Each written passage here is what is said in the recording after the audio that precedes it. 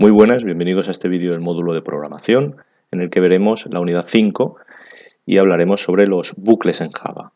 Haciendo un recordatorio de la unidad 3, donde ya vimos qué eran los bucles, recordemos que son estructuras de repetición donde ciertas instrucciones, bloques de instrucciones, se repiten un número determinado de veces, mientras se cumpla una condición o hasta que esa condición deje de cumplirse. Existen tres tipos de construcciones que ya vimos y los conocíamos con bucle para, bucle mientras y bucle hasta. Ahora ya le vamos a dar nombre, que es el nombre que vamos a utilizar en Java, y para el bucle para lo vamos a llamar bucle for, para el bucle mientras lo vamos a llamar while y para el bucle hasta lo vamos a llamar do while. En cuanto al bucle for, lo utilizaremos cuando sepamos el número exacto de veces que se va a ejecutar esas instrucciones. Si estamos ante un problema en el que antes de empezar con los datos de entrada que me aporta el problema, yo sé el número exacto de veces que se va a ejecutar el bucle, este es el bucle idóneo. Como ya vimos en la unidad 3, para trabajar con este tipo de bucles necesito primero inicializar un contador, después poner la condición para entrar en el bucle, ejecutar esas acciones y por último incrementar el contador. Siempre decimos incrementar, pero al final es hacer alguna operación con el contador de tal forma que se modifique. Recordad que si el contador no se modifica en este caso o la condición, las variables de la condición no se modifican, podemos entrar en un bucle infinito. El código que utilizaremos nosotros en Java será el siguiente y lo tenéis ahí. Palabra reservada for, abro paréntesis, inicializo mi variable, punto y coma, pongo la expresión de la condición, punto y coma, e incremento esa variable. Y luego abro llaves, donde tengo el bloque de acciones, y cierro llaves. Recordad siempre que, como pasaba con las condicionales, si solamente tengo una instrucción, no hace falta que utilice las llaves. En cuanto al bucle while, lo utilizaré cuando es posible que no se pueda ejecutar ninguna vez. Este bucle es el más genérico, de tal forma que puede ser que nunca entre a ejecutar esas acciones porque la condición falle o se haga un número determinado de veces. No lo sé. Por lo tanto, ante la duda, siempre puedo utilizar este bucle. Si recordamos el ordinograma que utilizamos en la unidad 3, básicamente primero compruebo la condición y si la condición es verdadera, ejecuto esas acciones. Obviamente, lo mismo que hemos dicho antes, si esa condición no va variando, puedo tener ahí un bucle infinito. En el código utilizaremos la palabra reservada while y entre paréntesis esa condición. Abro llaves, bloque de acciones, cierro llaves. Lo mismo de antes. Si solamente tengo una acción, no hace falta poner las llaves. Por último, utilizaré el bucle do while cuando al menos ejecute una vez una iteración, de tal forma que la primera iteración siempre se va a ejecutar. Como veréis, este tipo de bucles funcionan muy bien cuando quiero trabajar con menú de opciones. En cuanto al ordinograma, si recordáis de la unidad 3, básicamente hacíamos primero todas las acciones y al final ejecutábamos esa condición. Si la condición es verdadera, volvía a hacer las acciones, si no, salía del bucle. Como veis, al menos una iteración sí que se realiza. Luego ya, si la condición es verdadera, volveré a hacer alguna iteración más. El código que utilizaremos será el siguiente. Palabra reservada do, abro llaves, bloque de instrucciones, cierro llaves y al final while, entre paréntesis, la condición y punto y coma. Aquí sí que es muy importante poner el punto y coma al final del while. Así como en el while normal no hay que poner punto y coma, en el do while sí que hay que poner al final punto y coma. Bien, una vez visto esto, vamos a hacer un par de ejemplos para que lo entendáis mejor. El primer ejercicio que vamos a implementar va a ser un programa que pida al usuario el primer y el último número y lo mostrará en pantalla. Por ejemplo, si el usuario introduce el primer número, el 3, y como último número el 10, mostrará por pantalla 3, 4, 5, 6, 7, 8, 9 y 10. ¿De acuerdo? En este caso, las entradas van a ser esas dos, el primer número y el último, y como salida va a ser todos esos números comprendidos entre el primero y el último. Para ello, lo primero que vamos a hacer va a ser declararnos nuestra variable, en este caso scanner. Podría ser buffer reader, ya sabéis que podéis utilizar uno u otro indistintamente.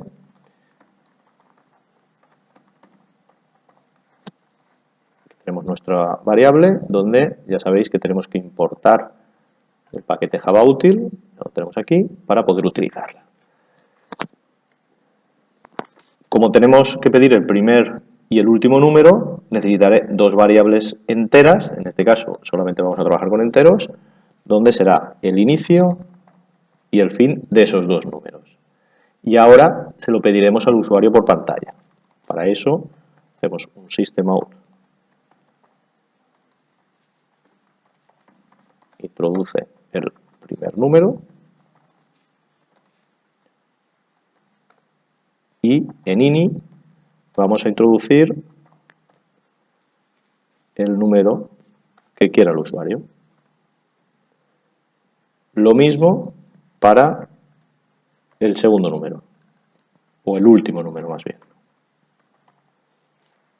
Aquí lo almacenaremos en fin. Bien, ahora yo sé que tengo que utilizar un bucle, porque tengo una serie de iteraciones que siempre se va a hacer lo mismo. En este caso es mostrar por pantalla. Lo primero que me tengo que preguntar es si yo conozco el número de iteraciones que se van a producir. La respuesta es sí. ¿Por qué? Porque yo sé el inicio, yo sé el fin, entonces yo sé el número de iteraciones que se van a realizar. Por lo tanto, lo mejor es utilizar un bucle for. El contador que vamos a utilizar, en este caso lo vamos a llamar i. Poco a poco veréis que uno de los índices que se suelen utilizar en los for es la letra i. ¿De acuerdo? Nosotros en los ejercicios utilizamos cont, pero veréis que se utiliza la letra i como primer contador. Como segundo contador, si ya he utilizado la i, normalmente es la j, luego la k, etcétera. ¿De acuerdo? Entonces, para irnos acostumbrarnos, pues vamos a utilizarlo ya. ¿De acuerdo? Declaro la i for i igual al primer número, que sería ini, y menor o igual a fin, y iremos de uno en uno incrementando la i. Ya tenemos la estructura del for, desde i igual al primer número hasta i igual al último número y más. ¿De acuerdo? Iré incrementando. Y aquí simplemente lo que haremos será mostrar por pantalla los números. Por ejemplo, i. Si yo ejecuto este programa, lo que tendré es lo siguiente. Primer número, el 5. Último número, el 18. Y como salida tendré, aquí lo tenéis, del 5 al 18. He utilizado un bucle for porque realmente sí que sé cuántas iteraciones van a haber. Pues tengo el inicio, tengo el fin y yo sé que se va a ir incrementando uno a uno. Este es un caso, un ejemplo fácil de cuándo utilizar un for, cuando sé el número de iteraciones posibles. El segundo ejemplo que vamos a realizar va a ser un programa que muestre un menú de opciones cualquiera. De esta forma veremos que siempre la estructura para crear un menú de opciones va a ser la misma. Lo que me interesa es un bucle do while. ¿Por qué? Porque la característica de los bucles do while, como ya hemos visto, son la de que la primera iteración siempre se va a mostrar. Entonces, cuando yo tengo un menú de opciones, siempre al usuario, independientemente de la opción que quiera elegir, yo le debo demostrar ese menú de opciones. ¿De acuerdo? Por lo tanto, siempre es conveniente utilizar un do while. Es muy útil. Para eso ya tengo declarada mi variable scanner, variable int de tipo scanner, y lo que haremos será la estructura del bucle while, do while. Tengo do y ya aquí ya rellenaremos lo que haya dentro del while. Muy importante, al final del while un punto y coma, como ya vimos. ¿De acuerdo? Aquí lo que vamos a mostrar es el menú de opciones. Imaginaos que simplemente es un menú de opciones como el que os hemos colgado en el aula virtual de una pequeña calculadora. Vamos a reducirlo y simplemente el menú de opciones será suma, restar, sumar, restar y salir, simplemente, para hacerlo rápido. Entonces, yo aquí tengo el mensaje de menú de opciones. Vamos a ponerlo aquí un poquito para que se vea bien. Bien. 1, sumar. 2, restar. Y 3, salir.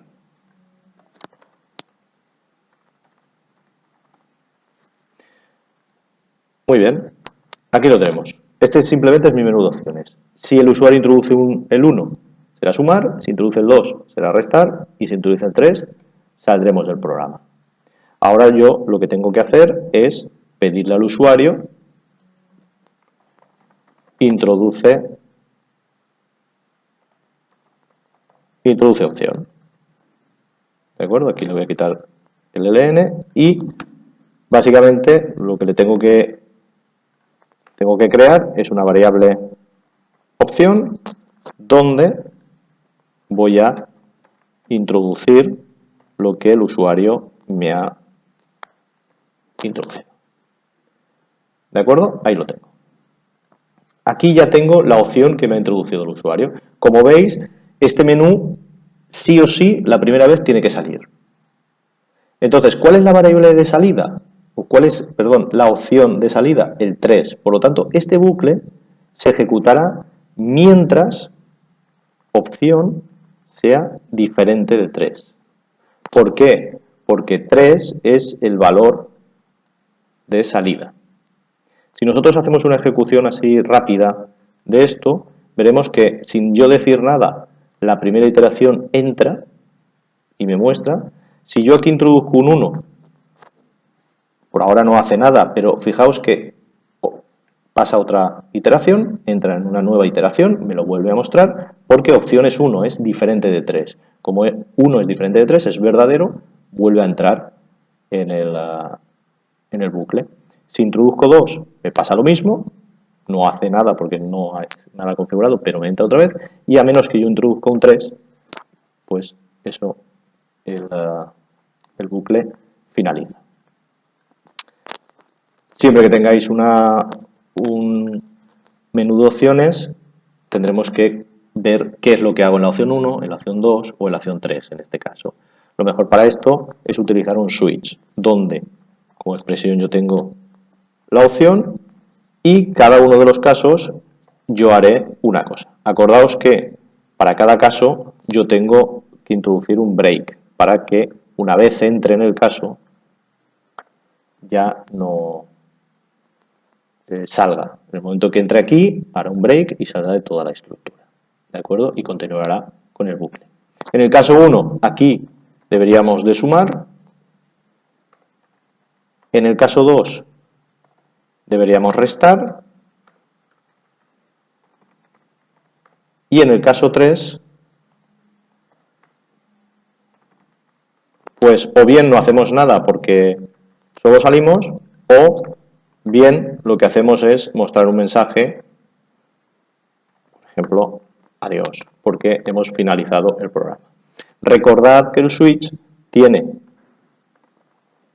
un valor, un caso por defecto, que es en el caso en el que no haya entrado ni en el 1, ni en el 2, ni en el 3, ni en todos los que haya.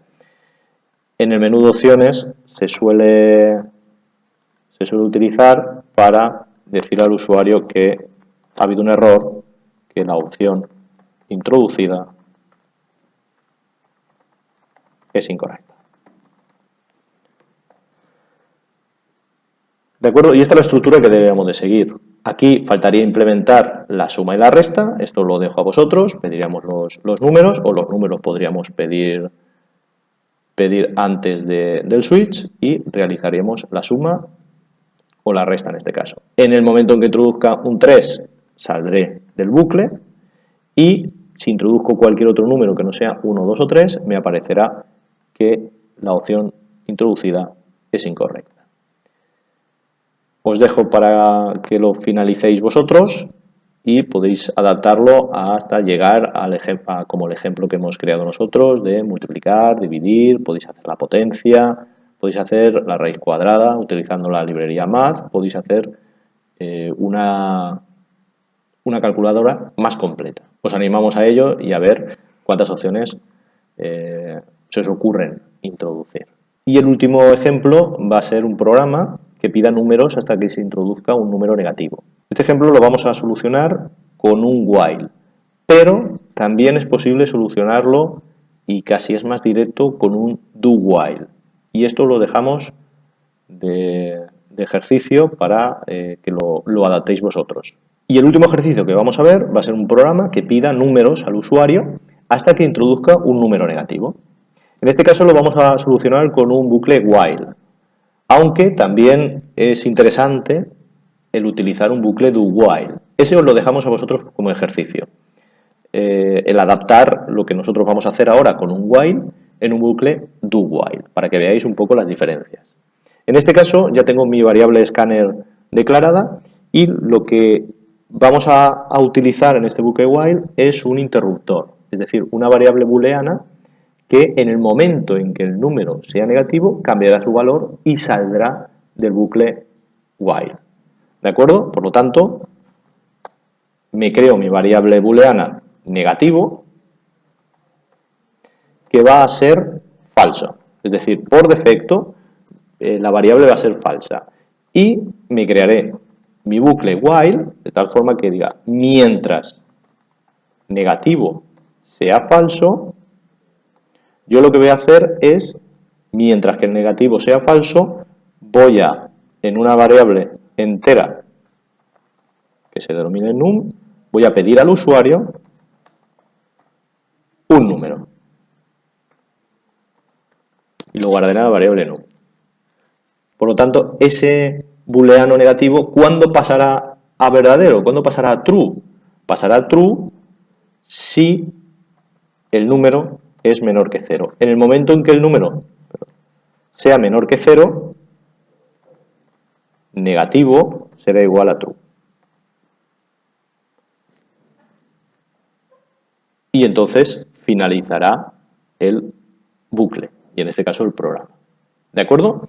Entonces yo tengo la variable booleana negativo que la inicializo a false, mientras el negativo sea igual a false, yo iré pidiendo. En el momento en que negativo pase a true, esta comparación finalizará y finalizaré el bucle.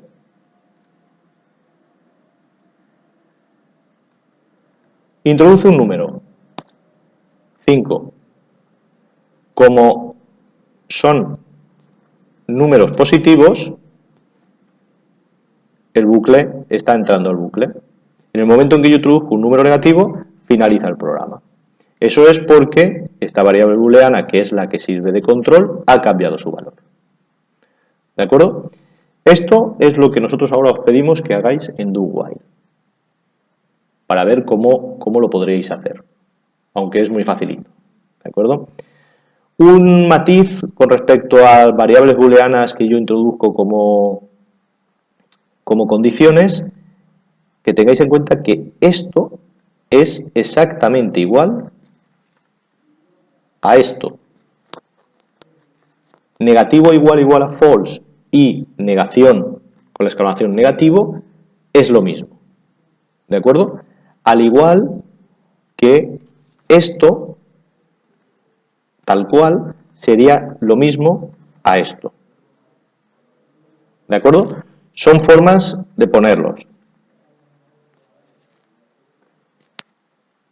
¿De acuerdo? Para que quede claro, lo notamos aquí. Negativo igual a false es lo mismo que no negativo. Y negativo igual a true es lo mismo que si yo pongo directamente negativo dentro de la comparación. ¿De acuerdo? Si esto lo ejecutamos, veremos que efectivamente, hasta que yo introduzca un número negativo, funciona. En el momento en que introduzco un número negativo, sale del bucle. Perfecto. Y esto es todo de esta unidad. Esperemos que os sea útil y nos vemos en la siguiente. Un saludo.